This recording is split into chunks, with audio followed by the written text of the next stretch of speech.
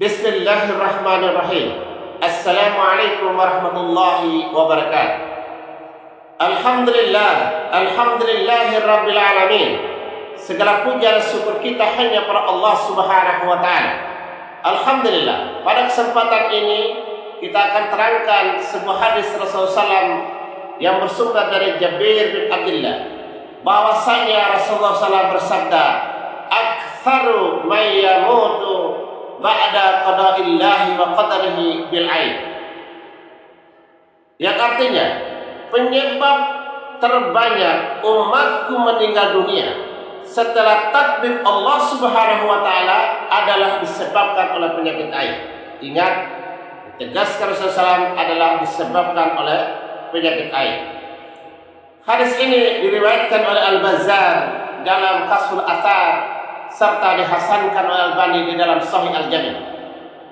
Bapak Ibu serta pemirsa di mana saja berada, hadis ini menunjukkan bahwa betapa berbahayanya penyakit ain itu. Betapa penyakit ain itu sangat mengancam hidup dan kehidupan kita. Penyakit ain itu sangat mengancam keselamatan jiwa dan raga kita. Penyakit ain itu bisa menjadi penyebab munculnya penyakit-penyakit medis, bisa menjadi penyebab munculnya penyakit jantung, bisa menjadi penyebab munculnya penyakit kanker, tumor dan sebagainya, bisa menjadi penyebab munculnya berbagai macam penyakit yang ada di dalam badan kita, bahkan termasuk bisa menjadi penyebab munculnya gangguan jiwa atau psikologis. Itulah bahayanya daripada penyakit ain itu, Bapak Ibu serta pemirsa di mana saja berada. Jadi, berdasarkan penelitian yang kami lakukan, setidaknya ada dua dampak berbahaya bagi penyakit ain itu, Bapak dan Ibu. Yang pertama, penyakit ain itu bisa menjadi penyebab kerusakan psikologis bagi seseorang, bisa terkena mental, bisa terkena kejiwaan dan sebagainya, sehingga pada pasien-pasien atau pada orang yang kena penyakit ain itu dengan gejala was-was, cemas, gelisah, paranoid, ketakutan, bahkan klimaksnya itu adalah sampai pada tataran puncaknya adalah gila. Ini bahayanya penyakit ain. Ini dampak bahaya penyakit ain. Yang pertama adalah bisa menjadi penyebab kerusakan psikologis seseorang itu, Bapak Ibu serta pemirsa di mana saja berada.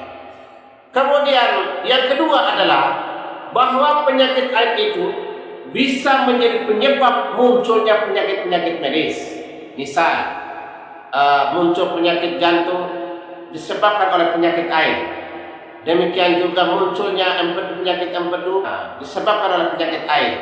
Munculnya penyakit lambung, ginjal dan sebagainya, itu semua adalah menjadi penyebab penyakit ain. Ini kita bahas khusus tentang penyakit ain ya Bapak Ibu. Ingat, apabila penyakit-penyakit medis tadi yang terbaca secara diagnosa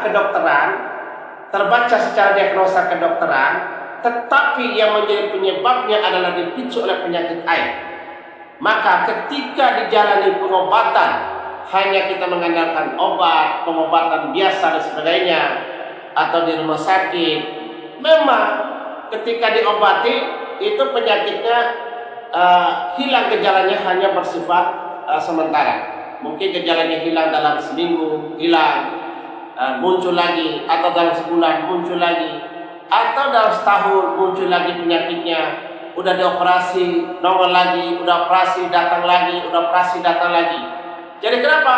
Karena penyakitnya itu belum ditangani penyebabnya, baru ditangani penyakitnya, sementara penyebabnya belum ditangani secara tuntas, Bapak dan Ibu, bahkan belum tersentuh. Sementara dalam teori pengobatan, yang terbaik di dalam mengobati itu adalah setidaknya kita menangani atau mengobati, pertama mengobati penyakitnya, dan yang kedua adalah mengobati penyebabnya, yang menjadi penyebabnya. Jadi jika penyakit medis itu yang dipicu oleh penyakit ain, maka kedua-duanya kita harus obati. Mengobati penyakit medisnya, lalu penyakit ain yang menjadi penyebabnya itu kita juga harus mengobatinya. Insya Allah baru kita akan meraih kesembuhan yang sempurna biidznillah atas izin Allah Subhanahu wa taala. Lalu pertanyaannya adalah, apakah penyakit ain itu dapat diobati? Biidznillah dapat diobati. Biidznillah dapat diobati. Insyaallah dapat diobati. Kami telah melakukan riset atau penelitian. Ternyata penyakit ain itu biidznillah kami telah menemukan rumusannya. Itu biidznillah sangat mudah diobati Bapak Ibu. Kami telah menemukan rumusannya.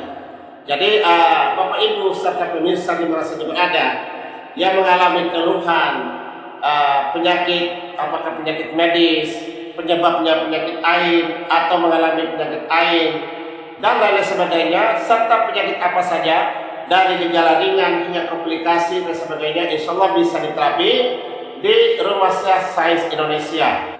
Demikian yang dapat kami sampaikan. Bila terdapat kekurangan mohon dimaafkan. Barakallahu fikum. Assalamualaikum warahmatullahi wabarakatuh.